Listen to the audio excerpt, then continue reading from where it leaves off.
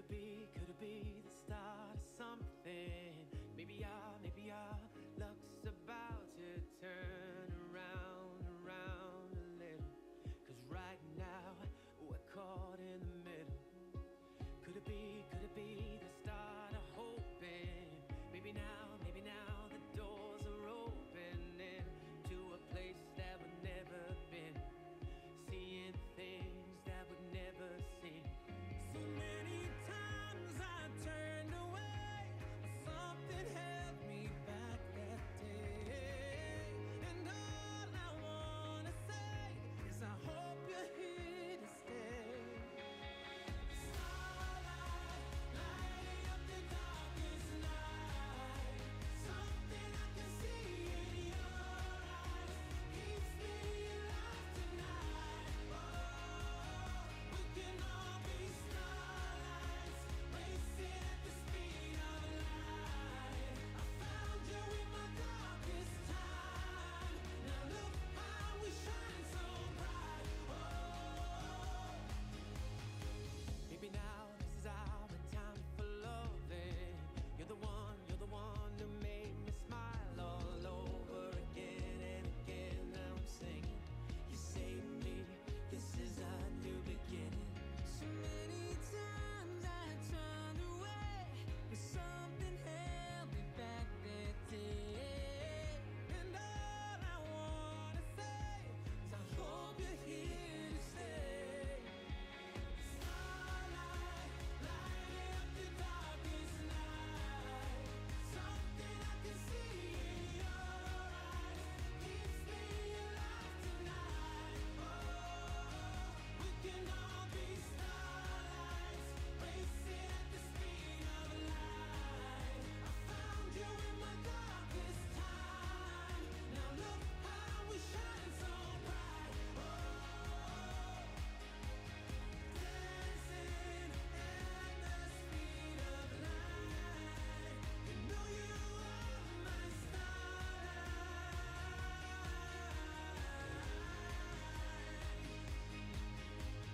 Dancing at the speed of light. You know you are my starlight.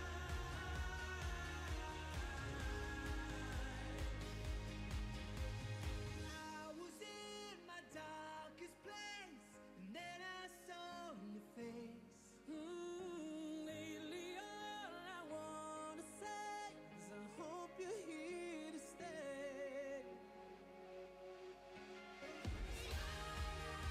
Lighting up the darkest night. Something I can see in your eyes keeps me alive tonight. Oh, we can all be starlights, racing at the speed of light. I found you in my darkest time. Now look how we shine so bright. Oh, we can all be starlights.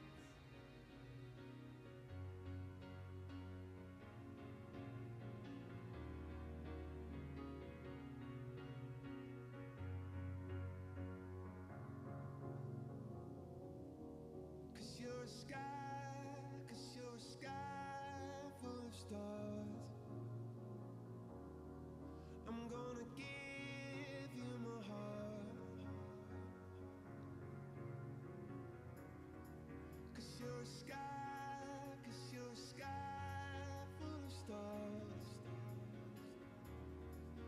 Cause you light up the park. I don't care, go on and tear me apart. I don't care if you do.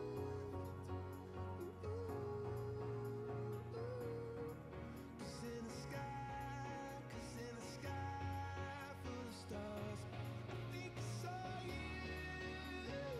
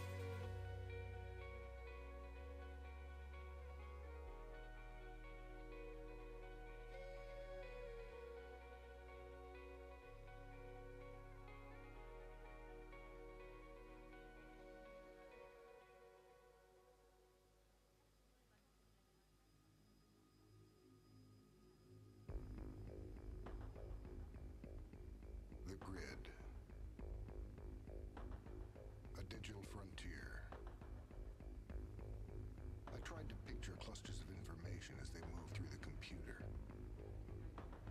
What did they look like? Ships, motorcycles? Were the circuits like freeways? I kept dreaming of a world I thought I'd never see. And then, one day, I got in.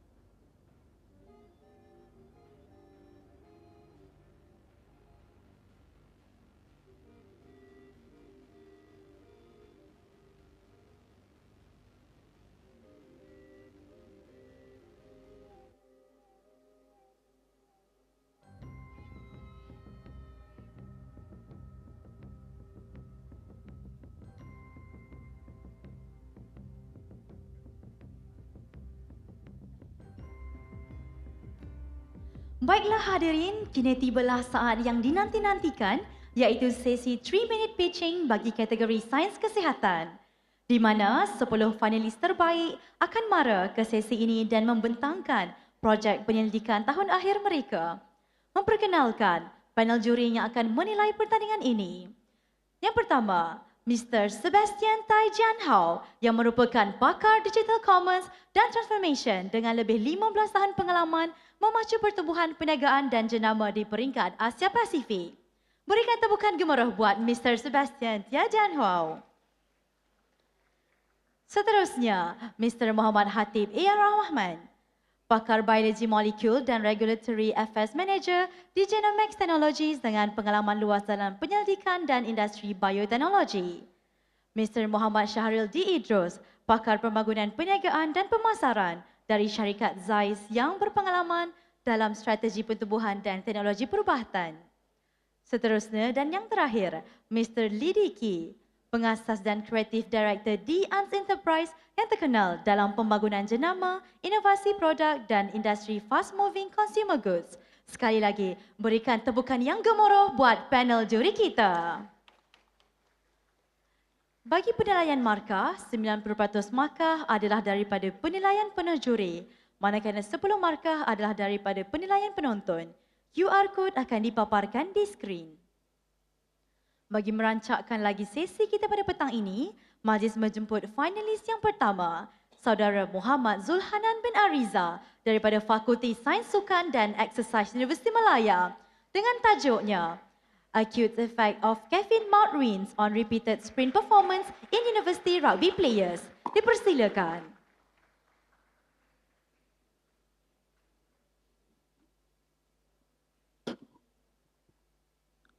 Hello, test. Okay, good evening for the judges, all the lecturers and all my fellow friends. So my name is Muhammad Zulhanan bin Ariza, and today I would like to you guys imagine something. Okay, it's the final match of the rugby competition. So the score is tight, your leg is really heavy, and then your lungs are burning. So every muscle in your body is begging you to stop. So what I want to say here, about my research is acute effect of caffeine mouth rinse on repeated sprint performance in university rugby players. So what if I told my athletes to improve when they want to sprinting? They need to running faster, or how they can improve their sprinting in the rugby sports. So my research is about acute effect of caffeine. So caffeine is actually one of the widely used performance for enhance your performance in sports. And also it can sometimes cause side effects such as stomach discomfort, anxiety, and also sleep disturbance. So if I ask a simple question here, can athlete gain the benefits of caffeine without actually consuming it? To find out, I recruit like 10 higher profile rugby players in UM to join my research. So they completed 2 sessions, one of it with a 2% caffeine mouth rinse and another with a placebo.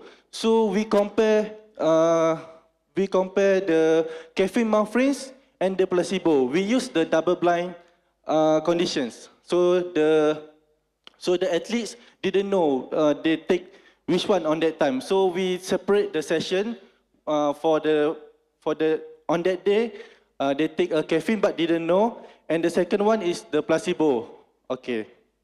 So after that, they need to rinsing in their mouth about 15 seconds and perform a 6 to 20 meter sprints. So in the conclusion here, they really improve their performance because caffeine can make their performance like sprinting. The second is improved. The time is improved. So I will leave you with this thought. The future of sport performance may not start in the stomach, but it might start with a 15-second rinse in the mouth for the athletes, especially rugby. Okay, that's all for me. Thank you.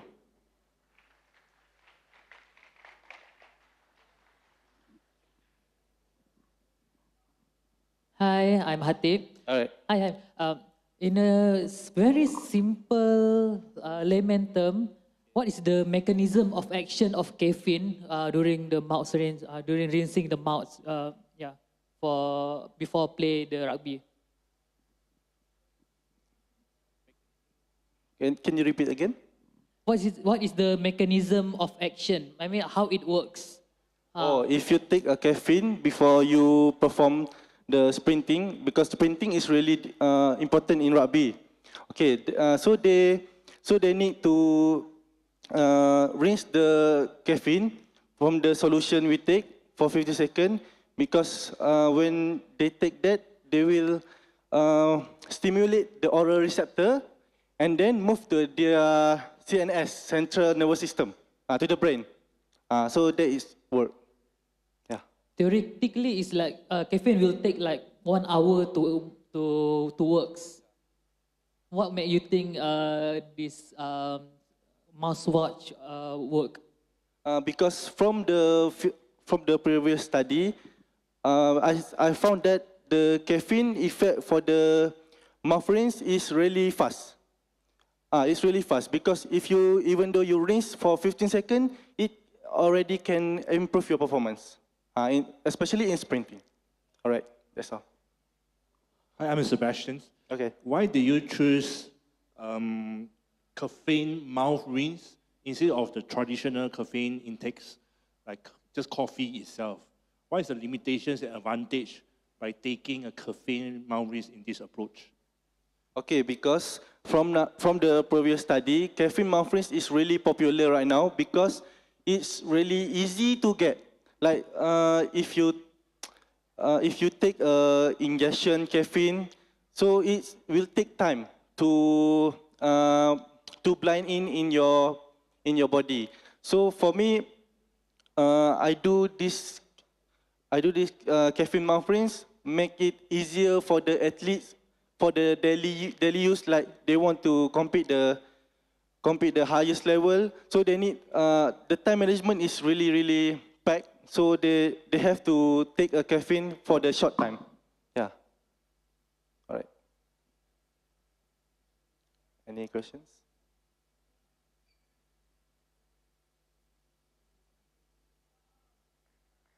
Okay, thank you.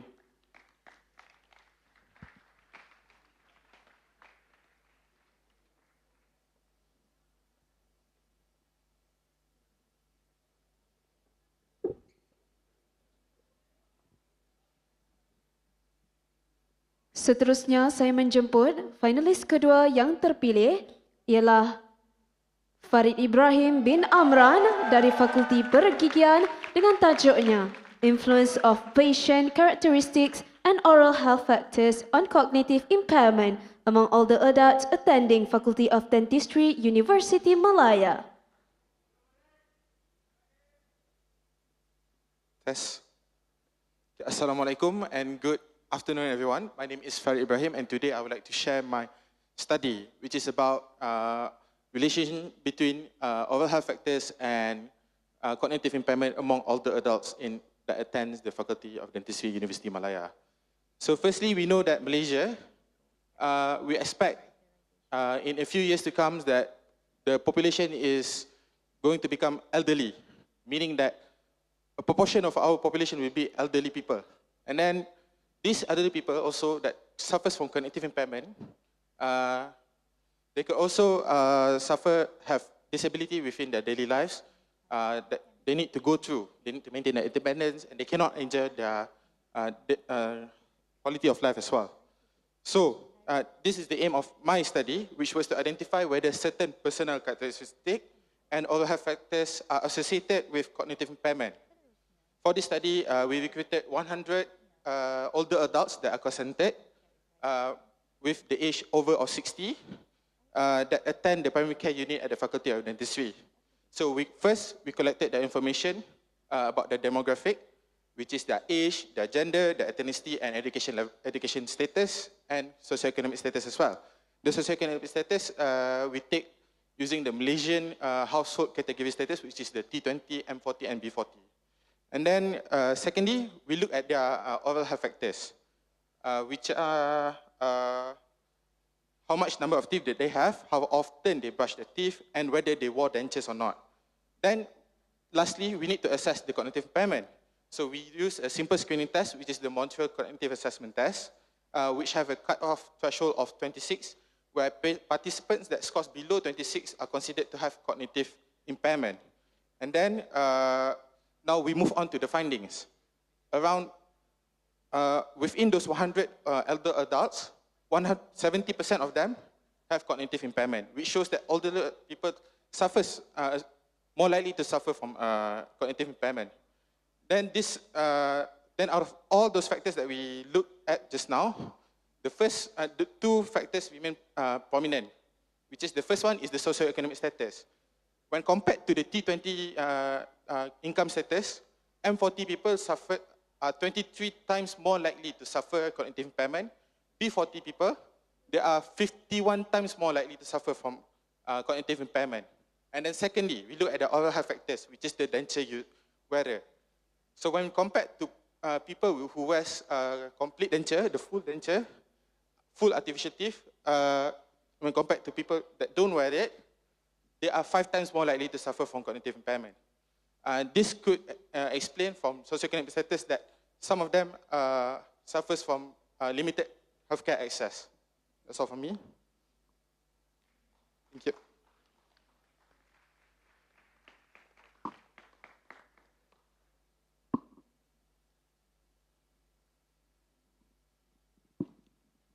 Hi, Farid. Hi. I want to ask how your study can help doctor in hospital or clinics. Okay, so thank you for the question. Regarding how we as dental professionals or other healthcare professionals should respond or should treat elderly people or what we call a geriatric care, we should look at them as a whole, holistic approach. So we look at them, we treat them as human, we don't see them as money, because you know dental professions are, we consider as most likely, most people think it would be a private sector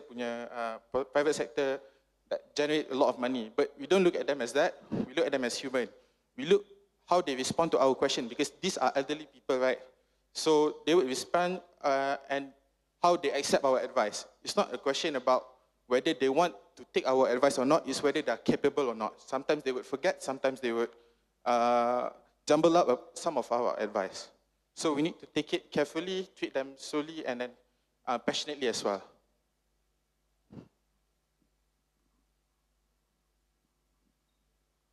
Do you think your findings can be applied to a wider Malaysia population, and why? What does the wider population mean? Meaning other age groups or? Other age groups and So- bigger sample size. Oh, okay. So thank you for the question. So regarding whether we can expand the study and then try to include a lot more people, we need to see first whether they are capable, they suffer from cognitive impairment or not. But this could also explain some patients that suffers from brain injury or other kind of systemic disease that can make them feel like they have cognitive impairment or lower cognitive status. So it depends on how it could be applied, but I think certainly we can see on how it could be done in the future. Okay, last question is because we are not from dentistry. Can you explain in a very simple terms what is the meaning of cognitive impairment? Okay, so cognitive impairment, this can range from mild to severe. Severe we would consider such as dementia or Alzheimer's. So mild is just something, so based on the test that we did, which is the MOCA assessment, we see their attention, their language, their visual-spatial skill, which is how we perceive the reality, whether it's reachable or not for us. So these people that suffer from mild cognitive impairment, they might suffer from their daily life, such as sometimes when they drive, they cannot perceive the distance very well. So sometimes they will bump into the car above, something like that lah. So that, hope that explains the question. Okay, thank you very much.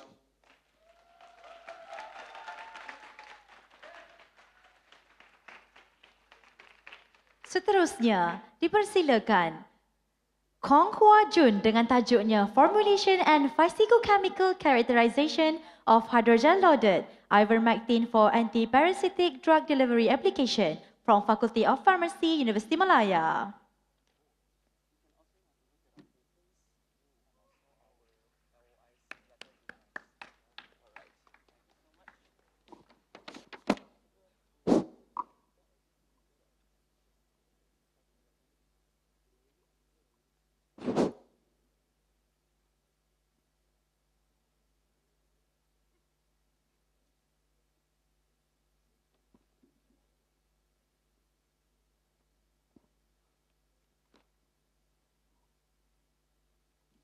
Ladies and gentlemen, imagine this. You're itching so hard that you're failing to sleep at night. It's legit itching so hard, all right? It's so painful for you. You've tried many medications. It doesn't work, okay? Maybe you're just not applying it enough. Maybe your medication just doesn't work. Ladies and gentlemen, the culprit here isn't just a bacteria. It's not a virus. Instead, it is a parasite that is smaller than a grain of sand. Ladies and gentlemen, in the context, my name is Hua Jun, and along with my supervisor, Dr. Lukman, today we'll be talking about my FYP title, Formulation, Physicochemical Characterization for Antiparasitic Drug Delivery Application used in a hydrogel. Our product here, in the context of Malaysia, let's set the stage. Scabies is an issue, okay? In the context of Malaysia, up to 11 million people suffer from scabies. That is 11.6% of people in Malaysia. Imagine that. So current treatments are out there, but they may not work. And this is where formulation comes in. How do we want to repurpose a working drug into something that is far better? So ladies and gentlemen, currently market cost for a formulation that sticks to the skin, adheres, and is able to provide sustained topical delivery of drugs.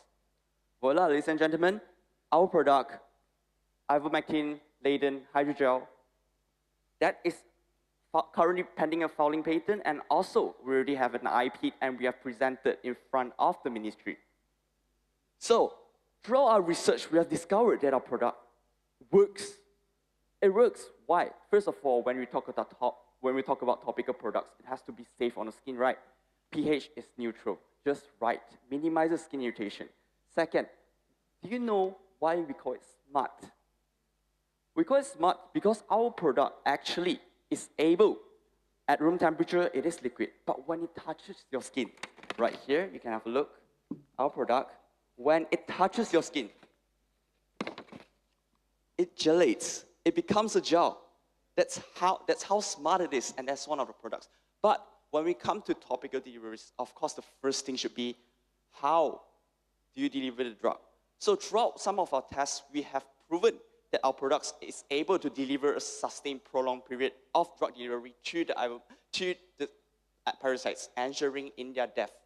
And furthermore, other retained compounds in the drug is able to ensure that it can be there for sustained a long amount of time, so you don't have to reapply it every single time.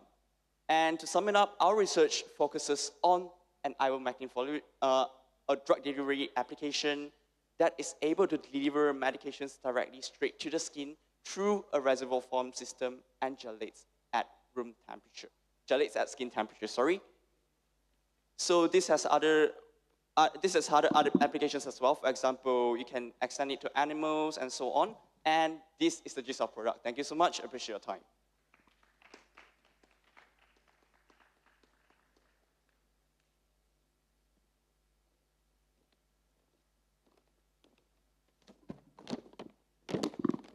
Hi, I'm Dicky. I would like to ask, since you did all the patterns with the paperwork, so how much will it be cost to commercialize the market? All right, thank you, Mr. Dicky, for the question. So currently, we are looking at a commercialization of upskilling, let's say around 100 to 200, okay, just for the ingredients alone. But as of the time being, the amount has to be further discussed with because we are working together with Since the patent has been filed by we have filed the patent along with and further commercialization requires further discussion with as well. But as of the time being, we are looking at a budget statement at around 100 to 200 when it comes to the ingredients alone. Thank you for your time.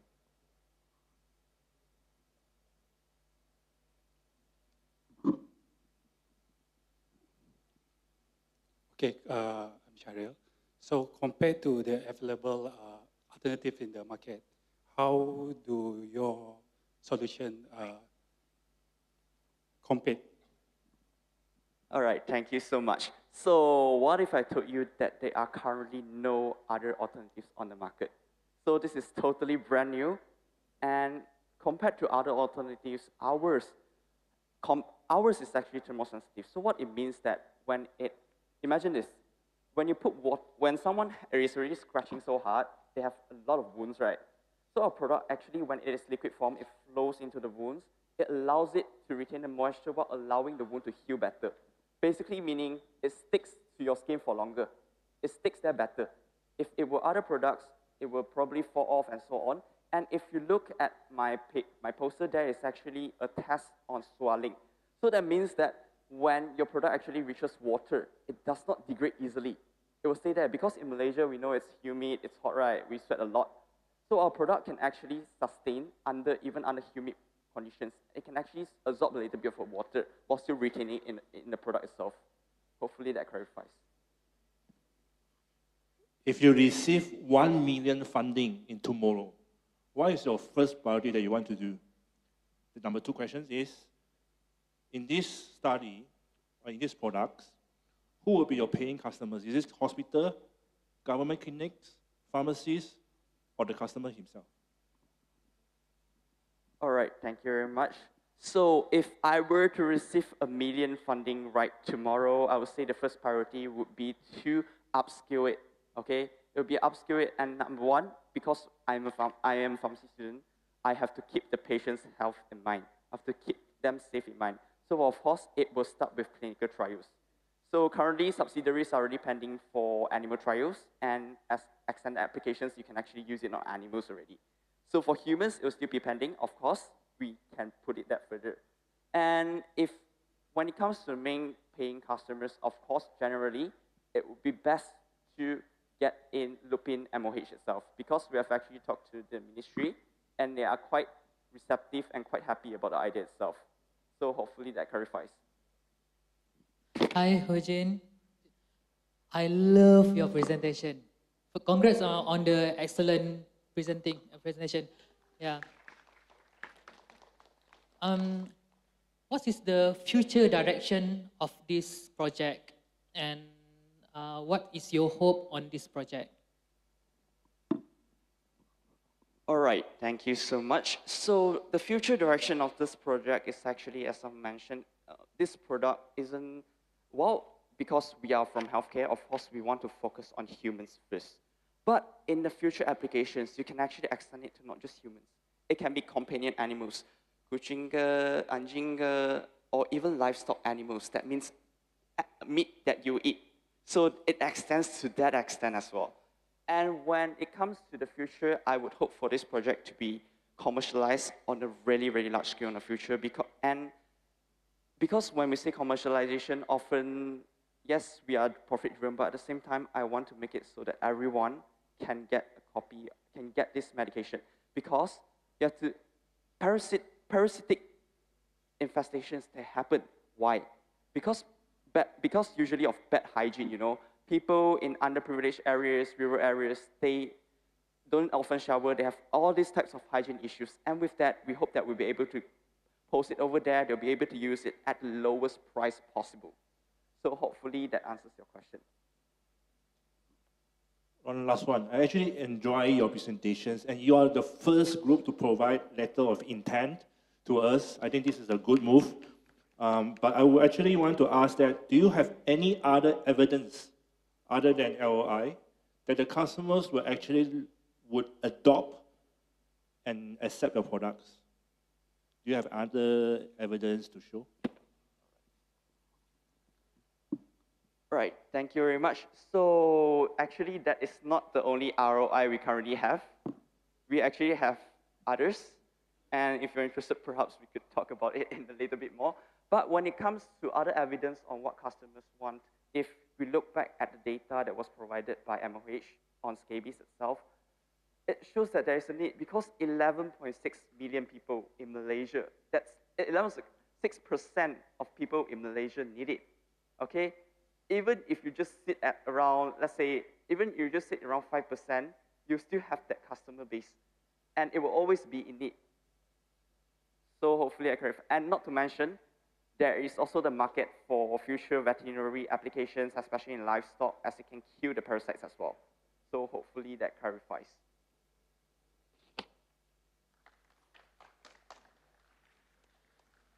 Baiklah, seterusnya dijemput finalis yang keempat, Nurul Izani binti Abdullah daripada Fakulti Pergigian dengan tajuknya Evaluation of Individual CAT-M Indicators in Differentiating Surgery-First and Conventional Orthogenic Treatment Decisions in Class 3 Skeletal Relationships. Lul.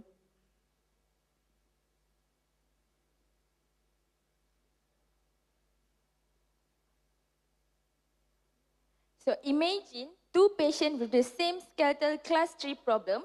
One goes to 2 years of braces and the other one gets surgery first and finishes treatment much faster. So the question is, how do we decide who gets which approach?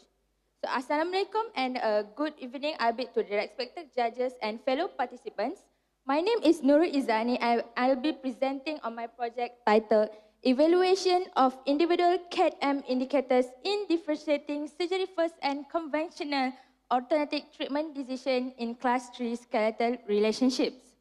So, orthodontic surgery is indicated for patients with significant skeletal discrepancy.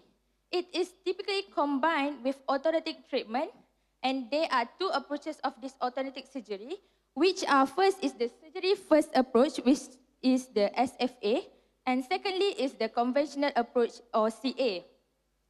So, to address this, we introduced CAT-M index, which incorporating curve of Spee, incisor angulation, tooth crowding, and also sagittal skeletal discrepancy. This study aimed to determine whether this CAT-M index can help to differentiate between SFA or CA in determining the treatment approaches for the orthodontic surgery. So a retrospective cross-sectional panel evaluation study was conducted, and then there are two panels consisting of an orthodontist and also oral and maxillofacial surgeon independently assess a complete pre-treatment record of 43 class 3 skeletal patterns patients and decide based on this criteria who gets which approach, either surgery first or conventional approach. So among all the CAT-M variables, only upper arch crowding was found significant with a p-value of 0.027. So the CA group, which is conventional approach, demonstrated greater upper arch crowding compared to the SFA group. So this suggests that patients with more severe upper arch crowding may be more likely to require pre-surgical orthodontic decomposition, making the conventional approach is more suitable.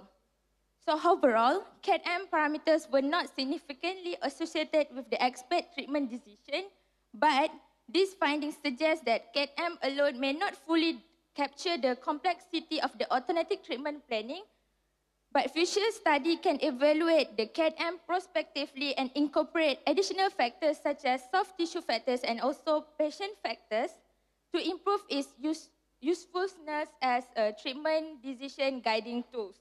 So that's all for me. Thank you.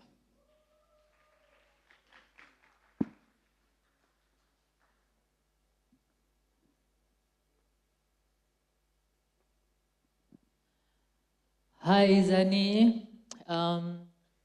Actually, your presentation is too technical. Can you in 60 seconds like that, explain us in a very layman term about your study? Okay, So basically, what is alternative surgery? Alternative surgery is a surgery to correct our jaw, to strengthen our jaw. So what my study is there is two approach for this surgery. One is that we do braces and only then we do the surgery. And the other one, we straight away do the surgery. So the second one reduce the treatment times. So I introduced this CAT-M, this index, to help the clinician decide which approach is suitable for the patient. Okay. Yeah.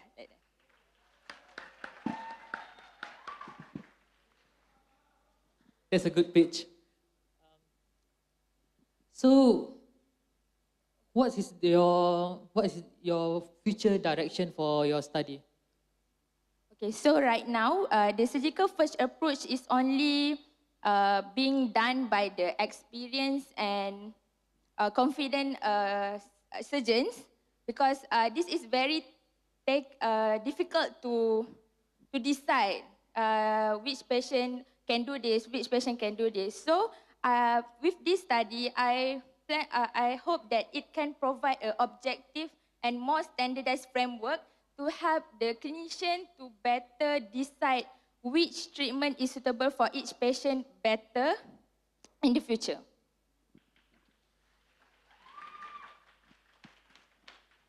Is your findings actually reduce the treatment time or the treatment cost for the patients? Oh, sorry. It's not my finding that reduce the treatment time. Okay. It's the method that reduce the treatment time, which is the surgery first. Because we doesn't need to wear braces before the surgery. The other one, we need to wear braces first, then only we do the surgery. That's why it takes a longer time for the treatment. And the cost will be higher as well? Yes. Okay. How do you packaging this into commercial market? So all the project that we are coming out, we are trying to generate revenues, right? I think it is more like a method in healthcare setting. It is more like a method that can help the clinician to deliver a better treatment outcomes for the patient in the future. Despite if the patient is not very experienced enough to decide that this patient is actually suitable for surgical first approach, they might be go for conventional approach, which can cost the patient more cost and more longer time, which actually we can reduce if the surgeon is knowledgeable, more knowledgeable to do this surgery first approach. I would like to ask your process. Why did you choose CAT-M indicator? Oh, these 4 CAT-M parameters were selected based on there's one reference from my study, which is by Choi. It comprises curve of all of the parameters, which is curve of speed, tooth angulation, and also tooth crowding and sagittal skeletal discrepancy. All from that reference. We just use it to build a framework. Yeah, that's all. Thank you.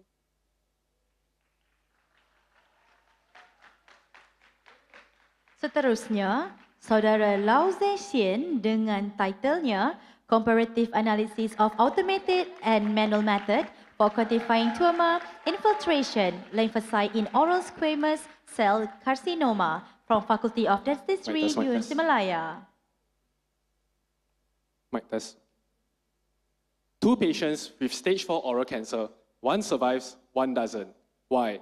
A very good evening to my esteemed judges, lecturers, and fellow colleagues. My name is Lau Zhe-Xian from the Faculty of Dentistry, Universiti Malaya, presenting my topic, Comparative Analysis of Automated and Manual Methods of Quantifying Tumor-Infiltrating Lymphocytes in Oral Squamous Cell Carcinoma.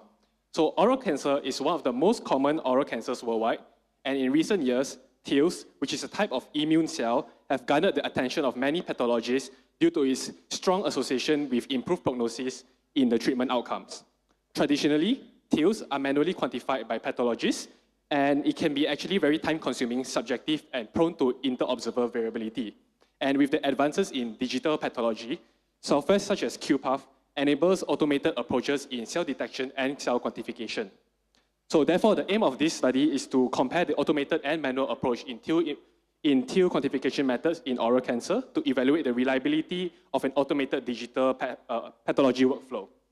For this study, 5 H&E stain whole site images of the oral cancer were obtained from the National Cancer Institute database, and then QPath was then used, where 3 regions of interest were then selected for the training of the classifier. So nucleus segmentation was performed, and followed by manual annotations to differentiate between a lymphocyte and a non-lymphocyte. So after this, the classifier is then applied onto 6 new regions of interest, where then the data is then compared against that of the manual data. So agreements between the methods was assessed using the intra-class coefficient, as well as the statistical differences were then assessed using the Wilkinson sign rank test. So our results actually overall showed a very strong agreement between the automated and manual quantification, with an average ICC of 0.937, which is indicating excellent reliability. On the other hand, the Wilkinson test revealed most comparisons between the automated and the manual data sets showed no significant difference, showing high comparability between the 2 methods. So this finding actually shows that QPath is an automated workflow which is reliable to quantify the immune cells. And however, you must also note that there are factors such as stainings, as well as classifier training quality, where operator inexperience in using the software can actually cause bias in the annotations of the immune cells themselves. So in conclusion, TIL quantification using the QPath software shows promising potential as an alternative to manual assessment. However, further optimization and validation across larger data sets are required to improve robustness and support further clinical use. And with that, I end my speech. Thank you very much.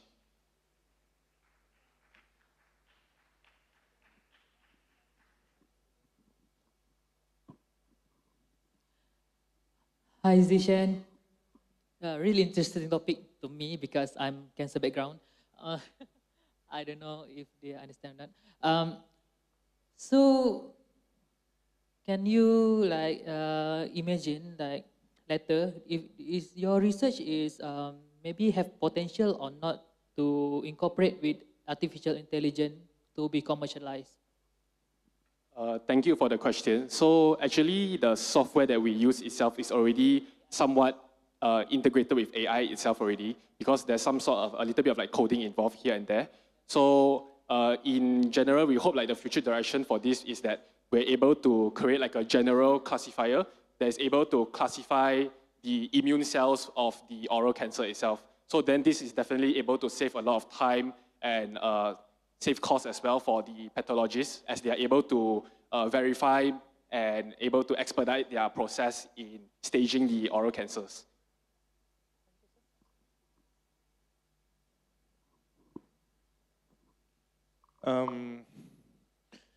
Could this automated method can actually help to save time for the hospital and clinics? And if this automated method is so efficient, why the hospitals or clinics nowadays are not using that already? Thank you for the question. So to be able to actually create the classifier which is able to function properly, the duration to reach there actually takes a lot of time. So at the moment, pathologists are still putting in more effort into manual quantification, as that is their job scope at the moment to properly help the patients. So to answer your question in terms of whether does it save time, if the method of the automated method is able to be produced out effectively, then definitely it will save the time of the pathologists themselves. Just that in order to generate the classifier, we require like a very large data set, and we also cannot just confine ourselves to just a data set from a single center, because that will be very prone and very biased onto that center itself. We need to include data sets from all different kinds of centers, probably all different kinds of hospitals, to generate a classifier which is more generalized. Is this expensive? For the software that I use, it's actually free and it's quite user-friendly. So I'm assuming that if people are actually interested to use it, they can actually pick it up. Just that you require a bit of like learning. Just the learning curve. As for cost, it's free. we are talking about if, let's say, we want to commercialize into practice, into hospitals. So is it expensive? And can that be justified against the time saving? Okay, thank you for your question. I think that it's justifiable to spend a certain amount of money as it's able to actually save up a lot of time of the pathologist. So in general, so when you're able to save more time, you're able to see more patients, and being able to see more patients, you're able to basically help more of them detect cancer earlier. So you're able to convince the hospitals in the future to actually buy your solution? Maybe when the method is more structured and more stable, then yeah, maybe.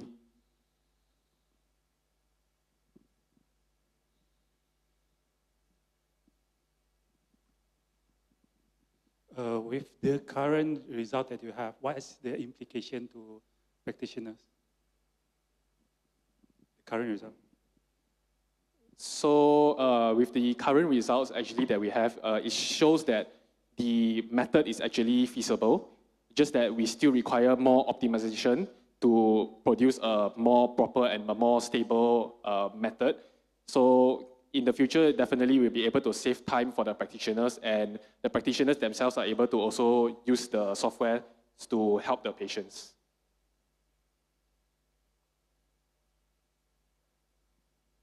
What is the stages of the software now?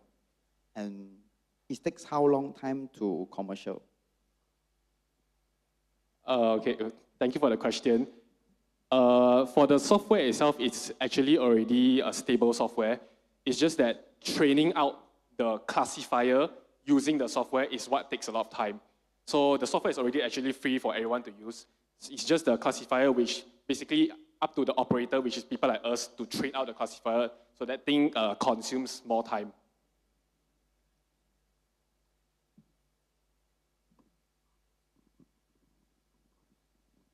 You really have a good critical thinking to answer all the questions. I salute you. Thank you. One more. You're gaining a lot of skill during your project FYP.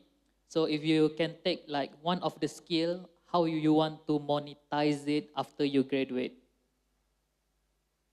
Yeah, in terms of this project, is it? No, the skill you get from your project. Oh.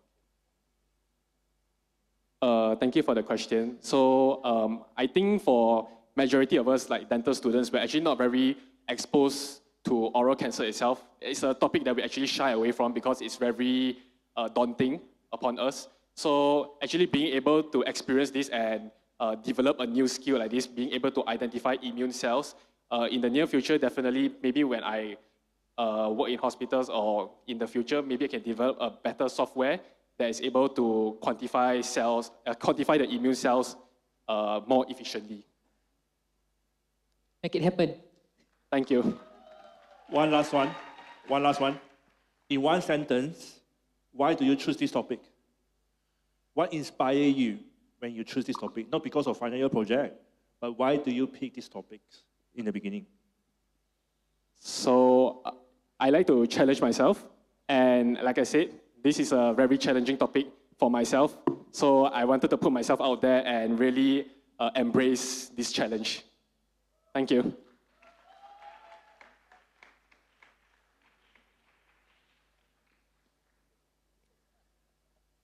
Seterusnya dijemput finalis ke-6 Batrisha Aini binti Rosali daripada Fakulti Pergigian dengan tajuknya Our Metal Best Crown Service Underprice, a microcosting analysis of metal ceramic and full metal crowns in Malaysian academic dental institution. Testing. Let me start with a simple question. Do you think the fee charged Let me start with a simple question. Do you think the fee charged for a dental crown in Faculty of Dentistry, Universiti Malaya covers its true cost? Because in academic dental institution, we often assume it does, but what if it doesn't? A very good afternoon and Assalamualaikum. My name is Batrisha Aini and I will be presenting my study entitled Are Metal-Based Crown Services Underpriced? In Malaysia, tooth decay affects 8 out of 10 of adults. when it gets decayed, it will get severely damaged and it will require a dental crown. So at our faculty, the demand is rising because patients become more aware and want to save the tooth instead of pulling it out. So here's the problem. We provide these services but often without knowing the true cost of delivering it. So are we recovering enough or are we silently absorbing every cost? So to find out, we conducted a bottom-up microcosting approach from the perspective of healthcare provider. We specifically included direct production costs, which are technician time, materials, laboratory materials and consumables, and also capital costs, which is equipment depreciation. Our data sources included from multi-institutional sources.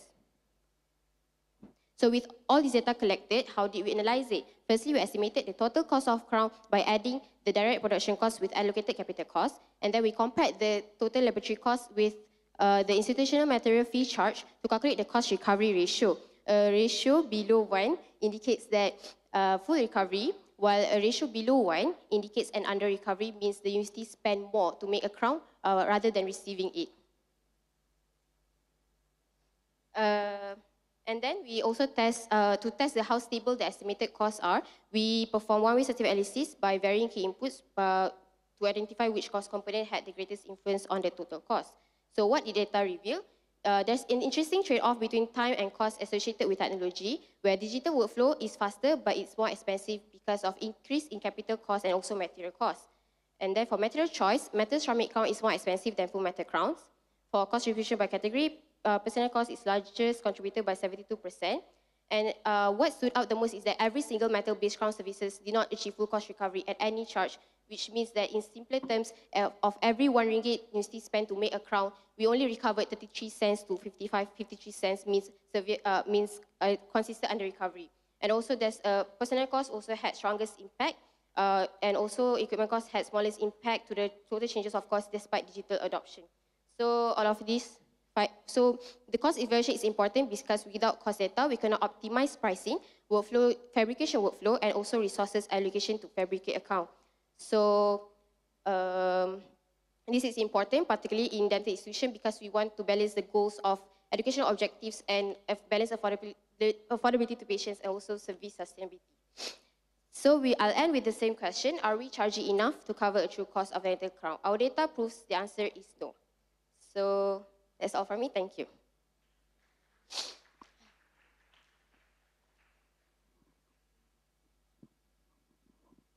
Hi, Patricia. So what is the range of cost to do the crowning? For metal, full metal crowns, approximately 690 ringgit. This is the average cost. And for the metal ceramic crowns, it's approximately 720 ringgit. With this information, you should keep this. This is so cheap, you know, because outside above almost 2,000. Yeah. So why you choose this topic actually? Actually, because like I said, we always like you say also, like outside the dental crowns are expensive, but why the crowns in is cheap, like you said. Because subsidization is expected in university because we are semi-government. But we need to know that towards a certain extent of subsidization, because the subsidization is to ensure the affordability to patients, right? And the accessibility to patients. But we need to ensure that the crown services is sustainable in the long run, because if in the long run we cannot anymore run the services, then how can we provide these crowns to patients? That's why I choose this topic, because I think it's interesting from an angle that we as dental professionals did not somehow overlook about it, because it's about cost, right? So maybe it's somehow a deviation from dental field. There are a lot of topics intended today from your fellow students. If I give you 1 minute today, can you convince the judges why should your project be ranked higher than others topics intended? I think because of the implication of my study, because, okay, maybe the title just shows cost analysis, But if we think deeper, the cost itself, like from our findings, the cost is the crown services that we provide is very under-recovered, which means that from my findings, the metal-based crowns is only recovered from,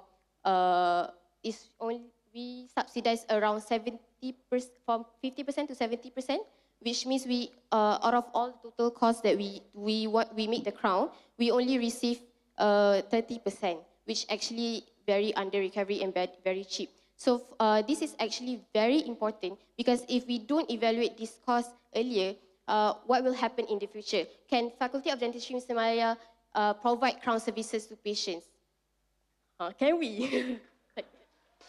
So I feel this study is very important because we want to make sure that our university on top of our ranking, but we also provide all these health services to Malaysian people. Yes. Just now you have said the crown service is underpriced or not. Then you say Yes. no. Our data proves no. Proves no. So you are trying to brought up this topic to increase the price of the metal-based crown? Thank you for the question. Do you mean the recommendation from my study? Okay. So based on my study, my recommendation would be yes, because based on the our finding, we only recovered 30% to 50%, right? So like I said just now as well, even though subsidization is expected in UM, but towards a certain extent, we still need to recover not too much because we are not ministry section, because ministry section subsidize 90%, right? So to ensure the sustainability of the services, I would recommend to increase, to periodically review the fee setting, and somehow maybe we can increase the recovery to 50% first next year, and then gradually we can increase to 70%, which I think is already good for our faculty. And then on top of that, it's not all about fee, but it's also about like I said, the workflow design, the workforce utilization. Because as we can see just now, the digital equipment had the smallest impact on the total changes of the total cost of crown, which means if in the future, if there's any fluctuations, if there's any changes in the market pricing of lab materials, of the salary of the technician, so there will be an increase in the total cost of our crown, even though our fee is still maintained. So that's why, and then we can see that the equipment had the smallest impact from the sensitivity analysis, even though there's changes. So that's means that even though digital workflow is more expensive, because it's expensive at the initial cost of the machine, but in the long run, it can provide more because we do not need so much technician time, which actually contributes the most of the total cost. So somehow I would recommend to utilize more digital workflow, equip our technicians with more digital training, so that we can fabricate the crowns through digital equipment such as 3D, CAD/CAM, and such. Yeah.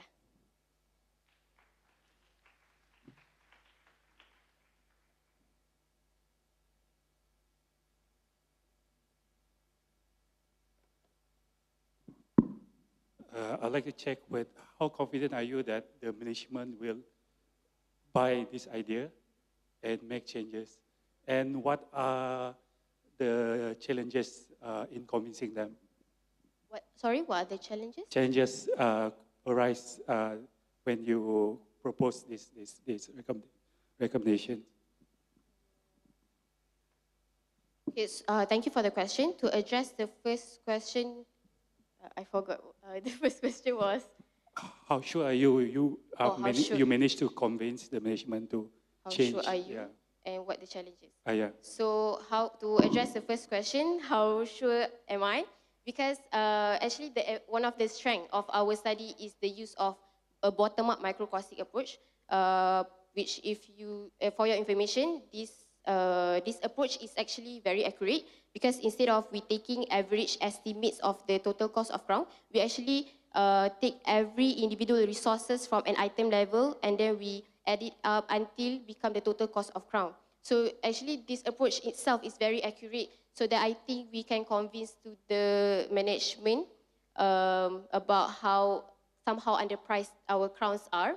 And I think by just saying my implications as well, maybe they will think about it. And then for the challenges to increase the price,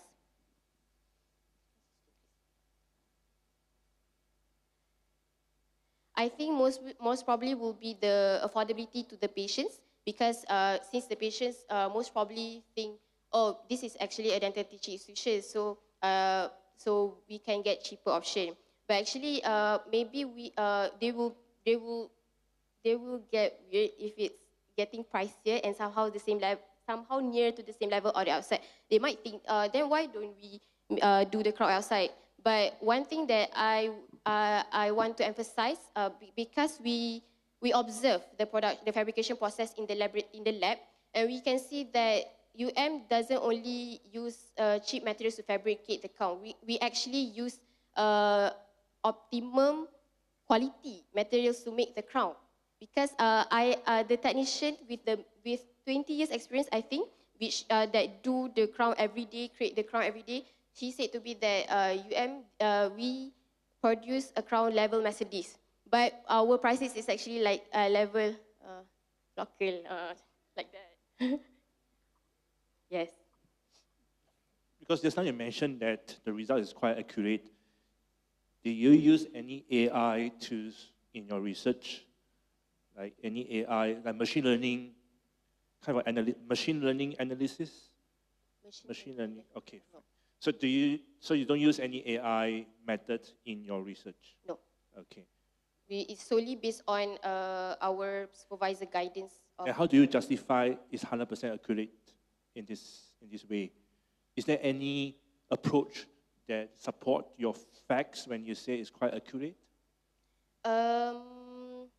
I wouldn't say it's 100% accurate because we do apply several key assumptions to ensure the consistency in our estimation. Because in real life, the data is sometimes incomplete, or maybe it's just there's variation, right? But somehow the assumption we applied can make the data be comparable.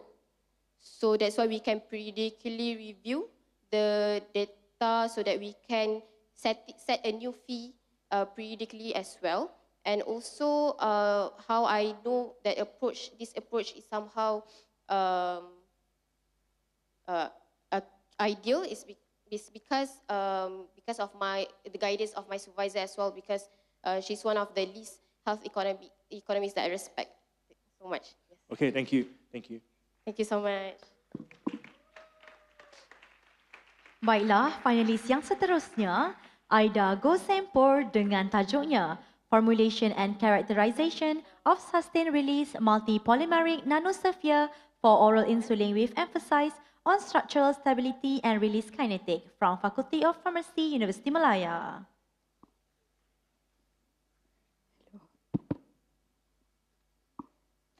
Hello and very good afternoon to respected judges and everyone. I'm Aida from Faculty of Pharmacy and I will be presenting my final year project entitled Formulation and Characterization of Sustained Release Multipolymeric Nanospheres for Oral Insulin with emphasis on structural stability and release kinetics. So as you know, diabetic mellitus is a chronic metabolic disorder characterized by persistent hyperglycemia and is currently affecting over 800 million patients worldwide. And Malaysia is ranked among top 13 countries in diabetic prevalence in 2024.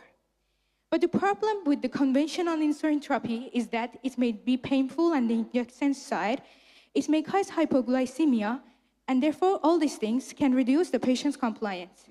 But the reason why oral insulin is not still available in the market is due to its poor bioavailability and also gastric degradation. So what I did is that I made multipolymeric nanospheres to overcome these challenges. So basically, I made 4 formulations that in all these formulations, the concentration of insulin was constant, and the polymer concentration will increase from F1 to F5. And I used polymers including chitosan, sodium alginate, eutragit, beta-cyclodextrin, folic acid, as well as calcium chloride as cross-linker. So our optimized formulation, which was formulations 2, show promises for delivery of oral insulin. Later on, this formulation was characterized for in vitro drug release study with HPLC, as well as FDIR, DSC, SEM, and ESEM. Both ESEM and SEM showed that the particle size have a spherical shape and they were uniform.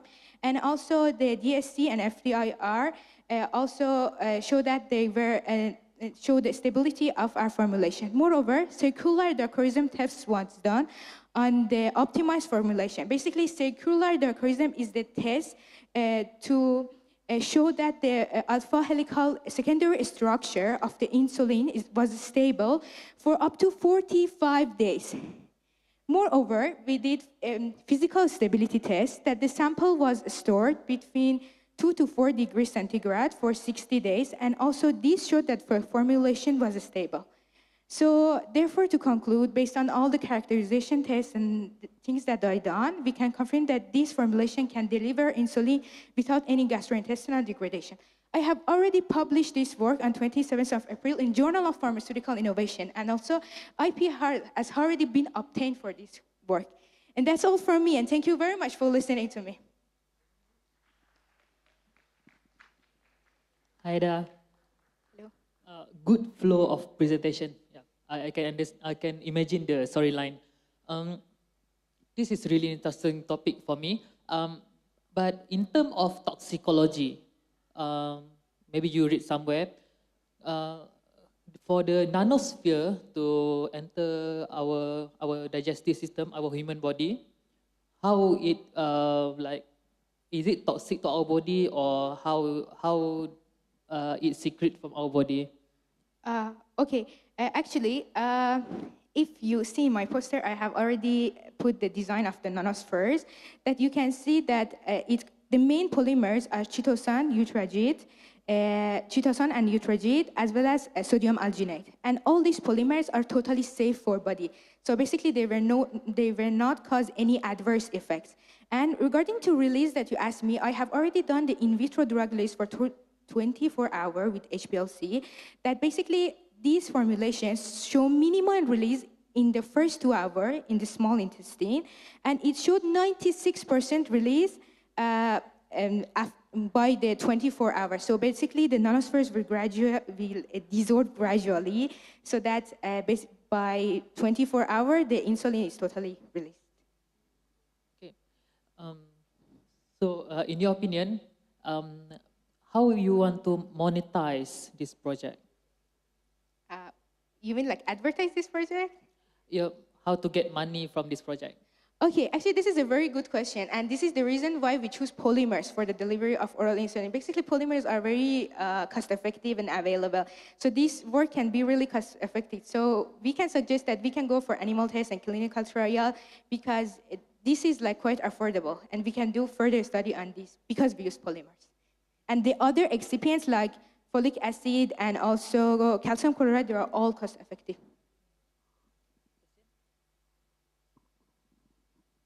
What is the biggest challenge preventing oral insulin to be used today?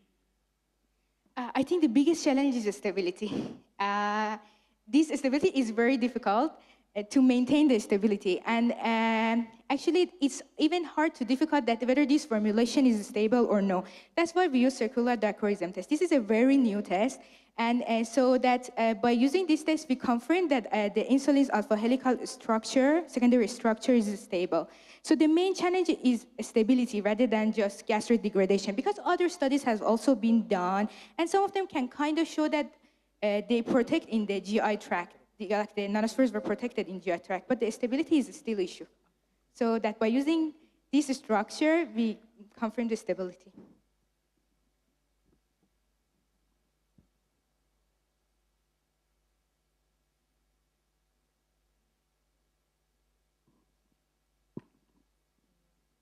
So for the application, other than insulin, what kind of other drugs can you use for this kind of kinetics, release kinetics? You mean this system can be used for what kind of drugs? Yeah. Basically, other than insulin. Yes, actually, this is a good question. Basically, this combination of using polymers and other excipients can be used for other drugs with low oral bioavailability, like other polymeric drugs as well. Any other drugs with low oral bioavailability, for example, for valsartan, it can be also used. Anything that the delivery orally might be difficult, then we can use, especially for the proteins, because this study already confirmed the preservation of the protein structure, because insulin is a protein. How you can make sure this type of delivery is cheaper than current delivery? Current delivery is injection, right? Yeah. Okay, basically, this type of delivery is still not available in the market. So what I can tell you is just to still assume. So as you know, the main polymers, chitosan, utregeate, and also sodium adjuvant, they are all very cheap. So basically, since the ingredients are cheap, we can confirm that it will be cost effective. Great, very interesting. Thank you so much. Thank you so much.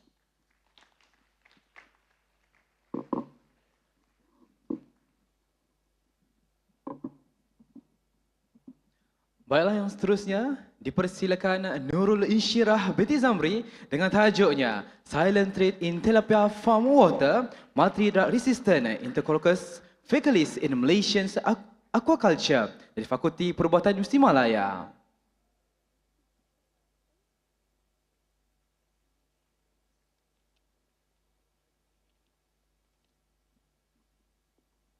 Testing.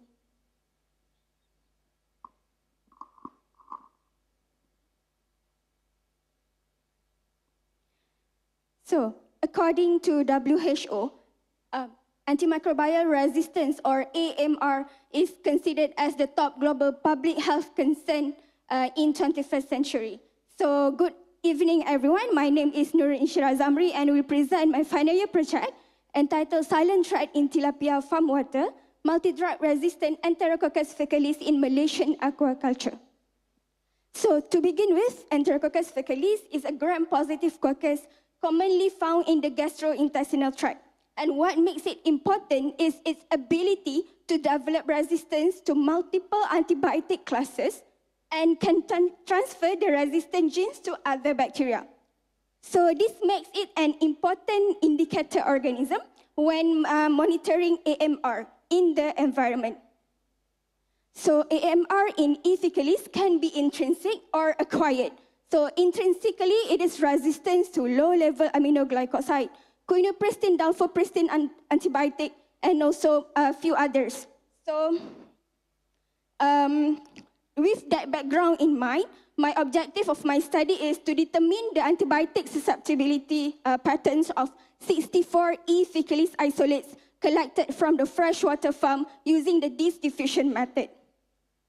And of course, the experiment is being done according to the CLSI guideline. All right, so here comes to my findings of this study. I would like to focus more on the most highlighted finding in this study, which is a prevalence of 14%, which is 9 out of 64 isolates exhibit multi-drug resistant phenotype, despite farmers reported no antibiotic usage in the farm. So this raises an important question. If the antibiotic is not being used in the farm, so where does the resistance come from? So this phenomenon can be explained by several factors. The first one is the resistant bacteria enter the aquatic environment through the agricultural runoff, such as livestock or poultry farm. And then the second one is the wastewater discharge from human activities can spread the resistant bacteria through to the aquatic environment. Thirdly, it can be explained by the resistant bacteria exchange the resistant gene through horizontal gene transfer. And lastly, the pond sediment can act as a reservoir for the resistant bacteria to persist and survive in the environment. So therefore, AMR should not be viewed solely on the antibiotic usage. It is an environmental issue influenced by multiple interconnected factors. So to conclude, this finding emphasized the importance of AMR surveillance, antimicrobial stewardship, and also responsible environmental management. So that's all from me. Thank you. I think it's a good presentation because I like to eat tilapia fish. Thank you. But I think tips for all the participants, when you present, right, you should present quite with a steady tone because otherwise it's very hard for us to understand. But luckily we have your poster. Thank you. Thank you. Because based on your reports, you're saying that antibiotic resistance is still being found when you don't use any antibiotic. Yes. So what will be the most likely explanation on this phenomena? So your question is why the resistance is happening despite the antibiotic usage? It's not used, yes. Because based on your results, right, your conclusion, you're saying that antibiotic resistance is still found when there is no antibiotic being used. Yep. So what would be the likely explanation to explain this? So thank you for the question, sir. So like I mentioned before, several factors can explain this phenomenon, which is the first one is the spread of the resistance genes in the aquatic environment through horizontal gene transfer, meaning bacteria can transfer the resistant gene to other bacteria through transduction, conjugation, and also transformation. And other factor is the wastewater discharge from human activities can spread the resistant genes in the aquatic environment. So as a consumer, do you think that we still can eat tilapia fish? Sure, tilapia fish can be eaten by the human, but we should aware where the tilapia fishes that we eat, whether it is coming from sources that is reliable to us or not. Hi, Shira. Hi, sir. So, how you want to commercialize your finding? So, how I want to commercialize my finding is that this finding can be publicized, can be spread to the public, especially for the aquaculture industry, because I think most fish farming industry is not aware about this phenomenon, which they might think that when using the antibiotic in the farm is just the reason for their farm to have the multi-drug resistant bacteria, but it's actually not, because the multi-drug resistant phenotype can contaminate their pond through other sources, other external sources. So, if I got the tilapia with resistant bacteria, if I just cook it well, is it safe to eat? Yes, sure. If our food is well cooked and is well cooked, of course the bacteria will immediately die, right? So I think just avoid sashimi lah. Yeah, sashimi is not well cooked food, right? How significant is the risk of transmission from the fish to human? Significant. Yeah. So when we eat the fish sources that contaminate with E. faecalis, and when the E. faecalis enter our body, it actually is a normal flora in our body, right? But if the human is in immunosuppressed condition, and then the E. faecalis will immediately cause the disease, and when we want to treat the infection in our body, the drug-resistant phenotype will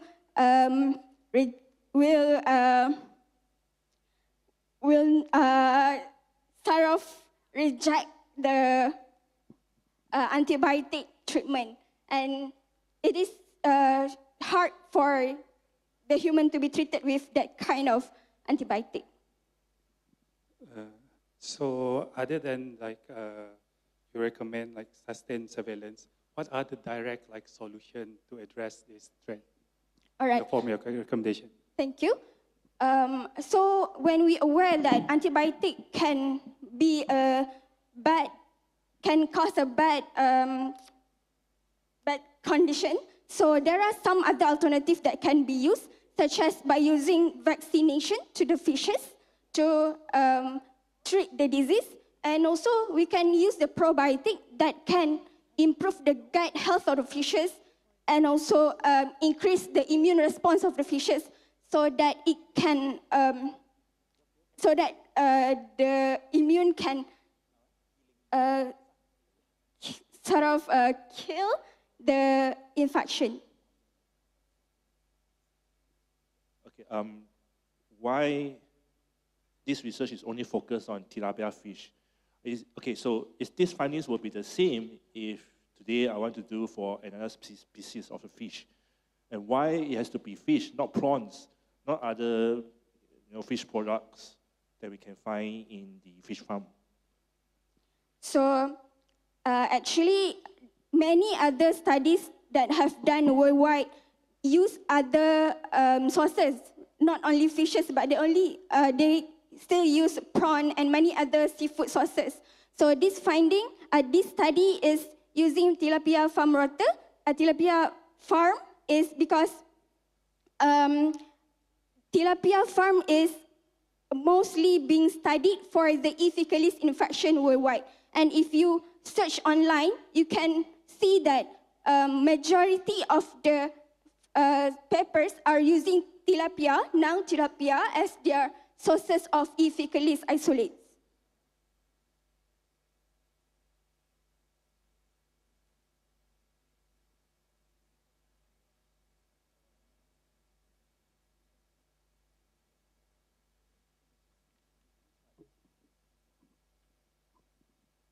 That means this treat in tilapia, they're able to spread through to other fishes, or only in tilapia?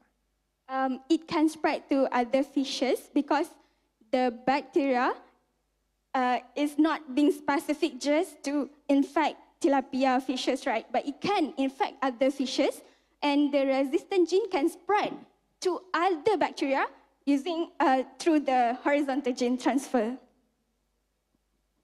The reason why we focus on this tilapia question is because mostly for tilapia fish farm, they not only just rear tilapia only, right? They have other fish as well in the same pond. So we're just curious why in this research we only focus tilapia and not other species as well.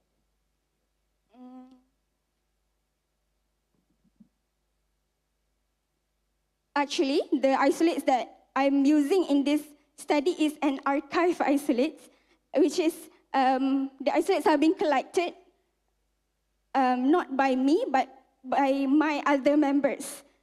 So,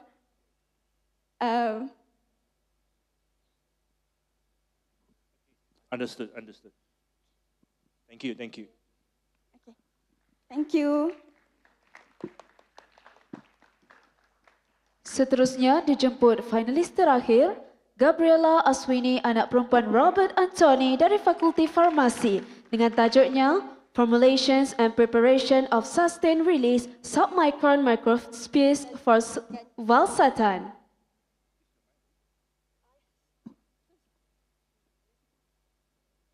Testing.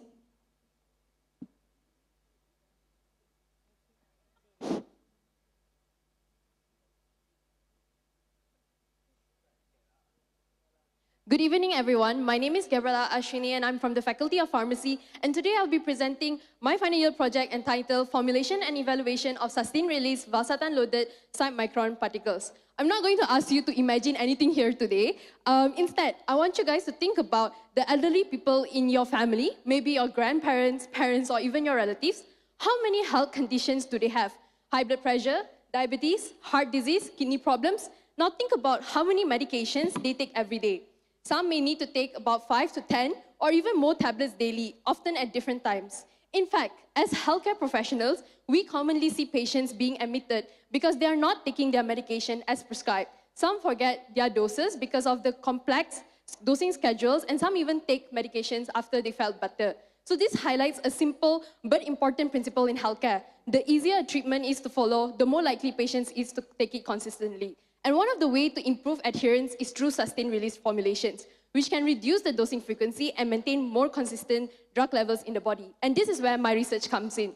So for my research, I use valsartan, which is an ARB and is used for heart failure. However, it has several formulation challenges where it has a high permeability but poor water solubility, leading to its low oral bioavailability. And to address this limitation, I developed a valsartan-loaded sustained-release submicron particles using a microencapsulation approach. So by embedding the valsartan particles within a polymeric matrix, the formulation aims to improve dissolution and provide controlled drug release.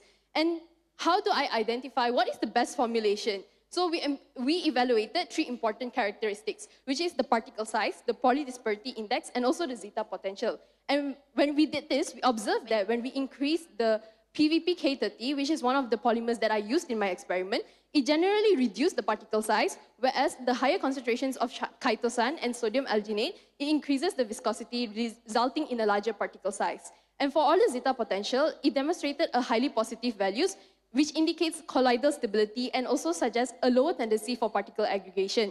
So the next question is, how much valsartan was successfully encapsulated inside this particle? And to answer this, we determined the entrapment of the entrapment efficiency using HPLC analysis, which we found out that the value is above 85% actually. And overall, this result further supported the selection of A3 as my optimized formulation. So now we transition into the characterization. So once we identify the optimized formulation, we also must proceed with the characterization study to answer 3 questions. Was valsartan successfully encapsulated? Did the polymers interact with the drug? And did the formulation alter the physical state of valsartan? And to answer this, we perform Fourier transform infrared spectroscopy, this scanning calorimetry, scanning electron microscopy, and X-ray powder diffraction analysis. And with that, that is my presentation today.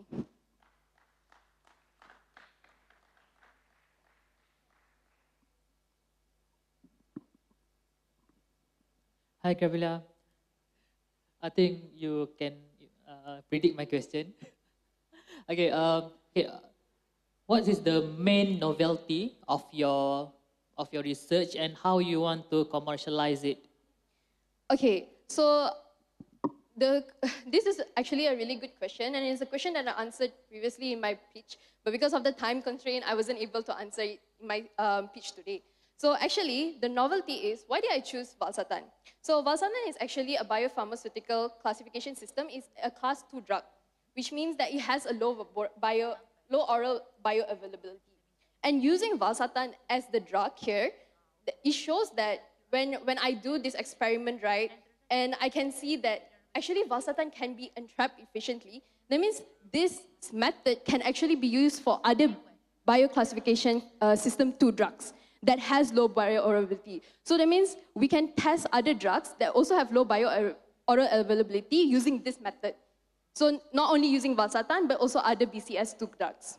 And I'm sorry, what's the second part of the question? How you want to commercialize it? Okay, how do I want to commercialize it? I think if you can see in my paper, actually I use polymers that are actually cost effective and can be easily found, which is sodium alginate, chitosan, and PVP K30. And how do I want to commercialize it is that, first of all, to go into clinical trials for this particular formulation of valsartan, and then, once we have the approval from the drug authorities to test it in post-marketing surveillance, and to see how is the effectiveness of this sustained release valsartan in the community, and to see the efficacy within 10 years' time, then maybe we can try to develop other BCS2 class drugs in the same method.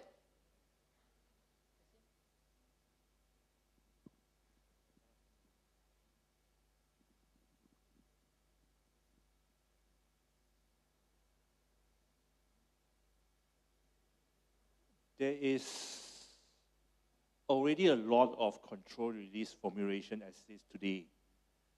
What makes your formulations different from those as existing? Yeah. That is a very good question. And that is a question that can be explored more because right now, my formulation is only determined between three polymers.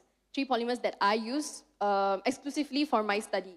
And it hasn't been tested out between other formulation that exists out there.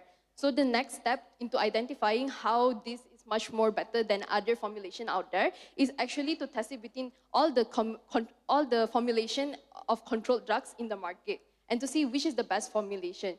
But for now, because I've only done this and I've only compared this study between papers, not really by doing experiments, but between papers, then that is the only, then I can say that this is the best formulation out there in terms of reading scientific papers.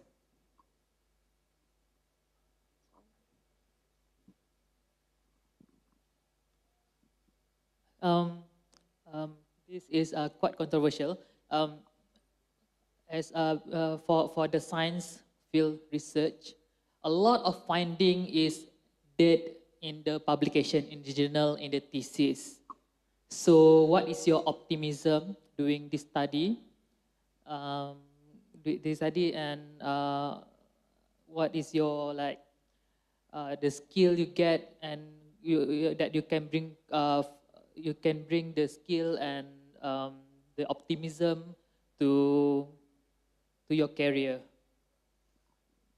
Okay, I think actually a lot of people, because like the other judge has said, a lot of formulation exists out there for control release study. Why do I have an why do I have the optimism to continue my research in this particular field, even though it has already been explored, is because that I think that it can be even better, that other cost-effective methods can exist, that it can reduce if we can reduce costs for patients and if we can reduce production costs, then why not, right? So that is my optimism going into this. And what I learned, especially when I was doing this research, is that there goes a lot of thought and actually research process into identifying which kind of polymers actually can interact with our body membrane to increase its efficacy and increase its bioavailability. So I think that is one of the main things that I would take into my career moving forward.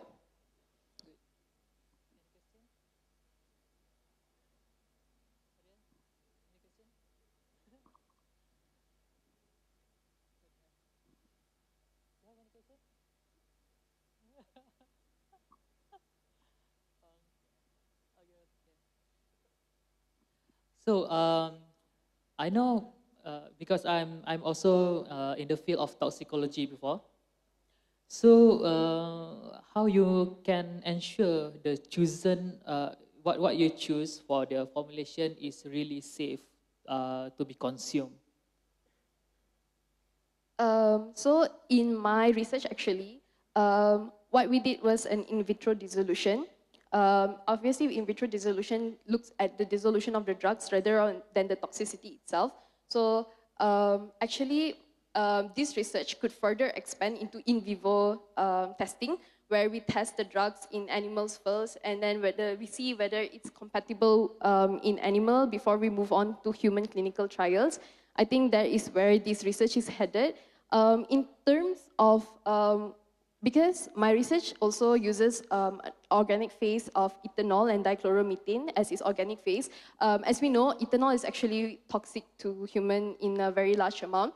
So how did I determine whether the ethanol would be present in the final formulation is that I use the heating where the temperature is high enough to evaporate all ethanol. Yeah. So that's my answer. If you were to explain this research to your parents, how do you explain microsphere is? Actually, my parent is over there. And oh, okay. Hi. Actually, also during my research, I talked to my parents a lot about when I was doing my final year project, I talked to them a lot about my research, and obviously they are not from a healthcare background, nor are they from a science background. So how would I describe microspheres to my parents is basically, these are small polymer matrix. Basically, it's like a small net, right? A small net that encloses, like circles around the valsatan or the drug particles itself. And these microspheres is then delivered to your cell, and it will stay there, slowly releasing the drug particle over time. So that's how I would describe it. Okay, thank you. Thank you. Good.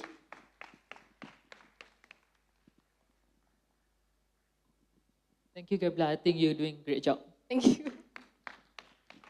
Baiklah, untuk finalis yang terakhir dipersilakan saudari Siti Nur Syahidah binti Alias dengan tajuknya Functional Independence, Quality of Recovery and Pain Assessment of Post-Operative Abdominal Surgery Patient in a Tertiary Hospital, Malaysia from Faculty of Nursing, Universiti Malaya.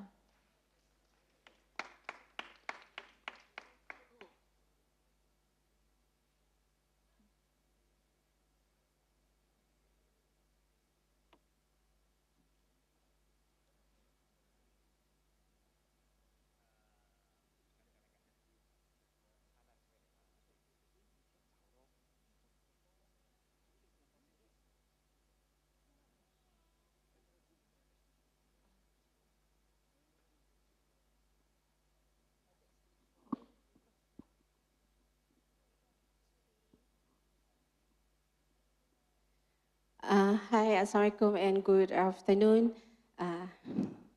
My name is Siti Nur Syahidah binti Alias. I am from Faculty of Nursing, Universiti Malaya. Yeah, I'm sorry, I'm quite nervous. But can I mix Malay, English? Okay, thank you so much. I know this is 3 minutes only presentation, but let me not so fast to introduce, but I think I will really share quickly to make understanding. Maybe it's not the best, but I'm trying to be. Okay, actually my topic is regarding functional independent, quality of recovery and pain assessment of post-operative abdominal surgery patient in a tertiary hospital. Okay, actually my topic is focused on patient post-operative, maksudnya abdominal surgery, yang mana kita nak tengok aim kita adalah untuk check dia punya quality of life. I mean, at the end kita nak tengok quality of life dia macam mana. Adakah post-operation ini akan mengganggu quality of life? Actually, kalau patient datang dengan dia boleh berjalan, kita akan make sure patient balik dengan boleh berjalan. But in between, we never know ada complication. That's why this research try to understanding better. Actually, better for nurses. Actually, the first one is for patient. Second one is doctor, nurses, also the institution. And then my topic is dibuat di PPUM. And then the study of course to evaluate functional independent, quality of recovery seperti yang saya cakap tadi. And then kita nak tengok is it quality of life after post operation ni, is it changing? And then my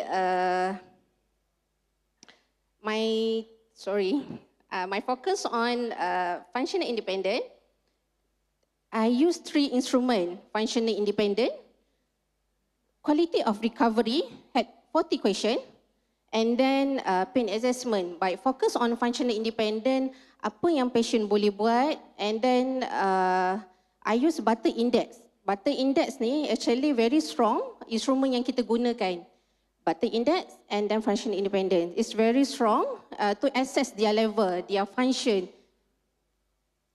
Sebanyak 131 patient yang kita recruit dekat surgical ward. Khas untuk surgical ward. Sebab bila kita fokus on post-abdominal surgery ni adalah fokus on hanya patient yang akan melalui patient yang akan melalui operation surgery. Kita tak boleh kalau untuk ENT atau untuk ophthalm, we cannot choose that patient. That's why kita fokus on surgical patient only. And then kita ada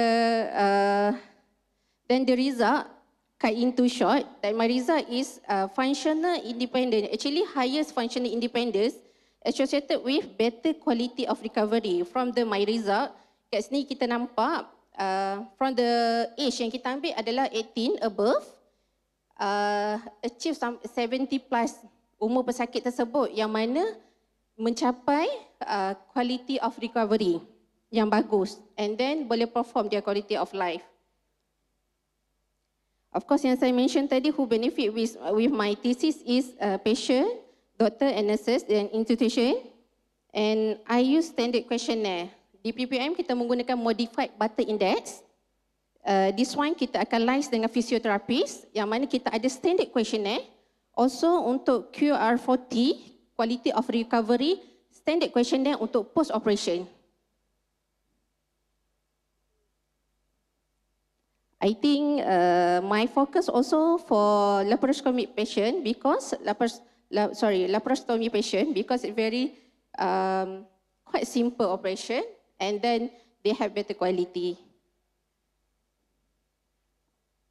So I think that's all from my.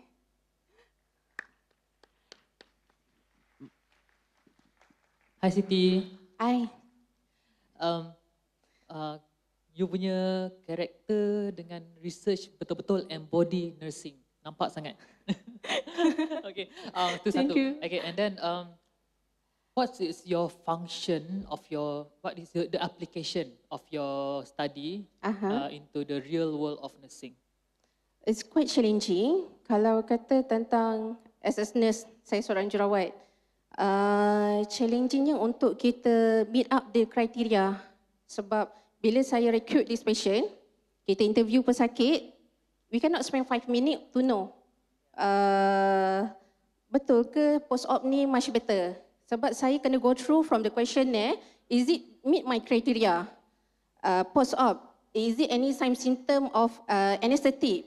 Major untuk pesakit post-operation, kita akan bagi of course anesthetic under anesthesia yang mana bius satu badan. Bila kita bius satu badan, patient akan turn up dengan the side effect.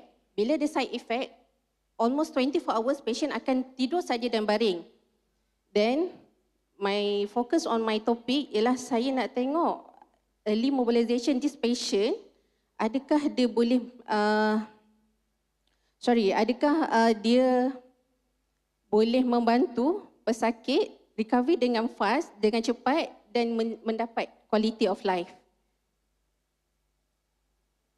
Jadi yang untuk application yang maksudnya yang kita boleh turn up, kalau saya cakap tadi benefit dia tentang pesakit, jurawat dan doktor.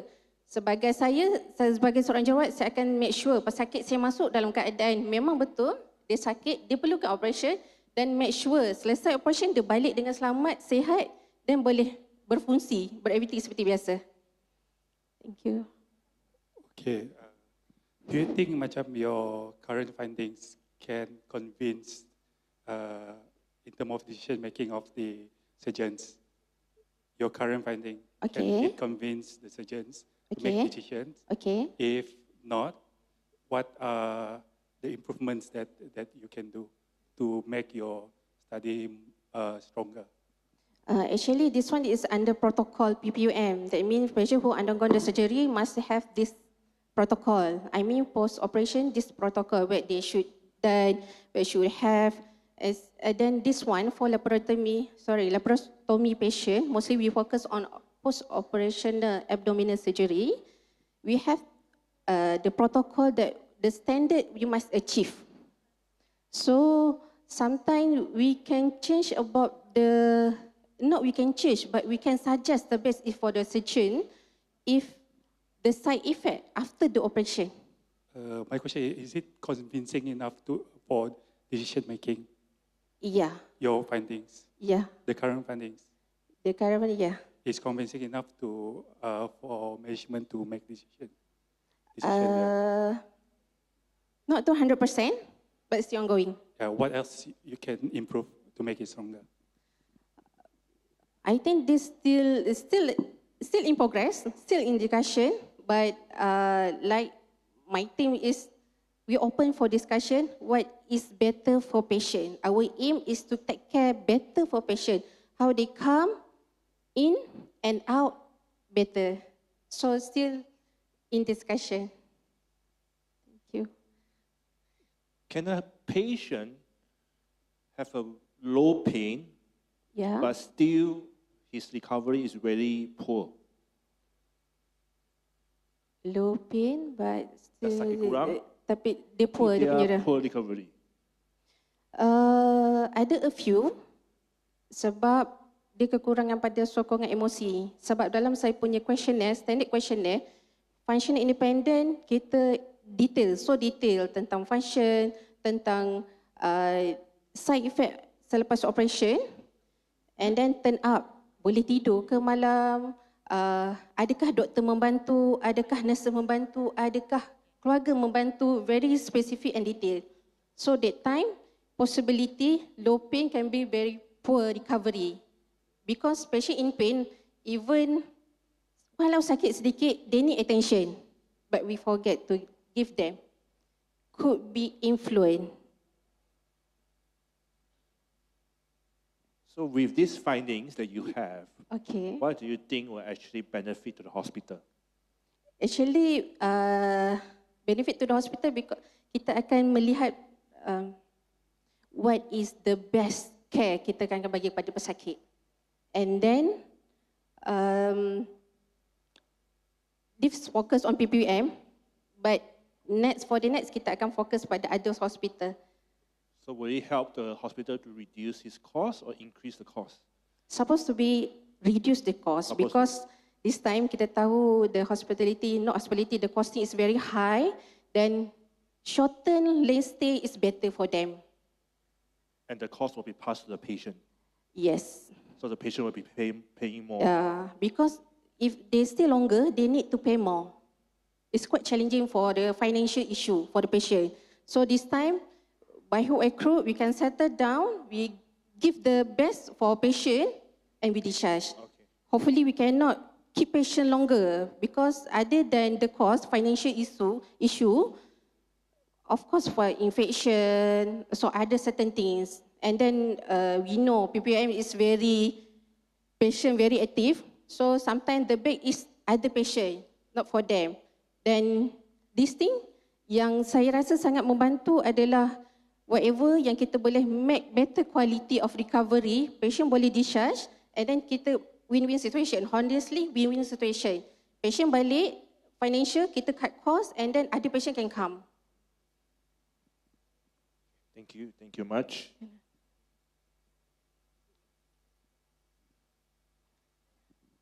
Thank you so much, very interesting. Thank you so much.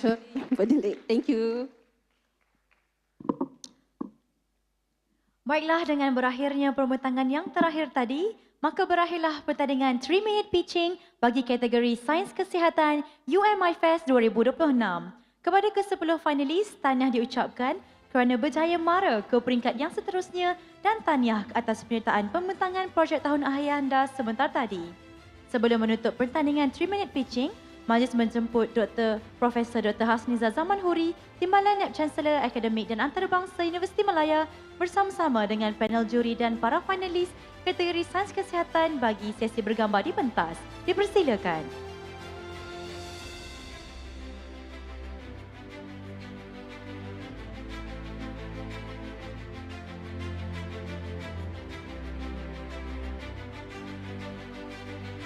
Dijemput para finalis untuk bersama-sama dengan panel juri dan juga profesor untuk bergambar di atas pentas. Dipersilakan.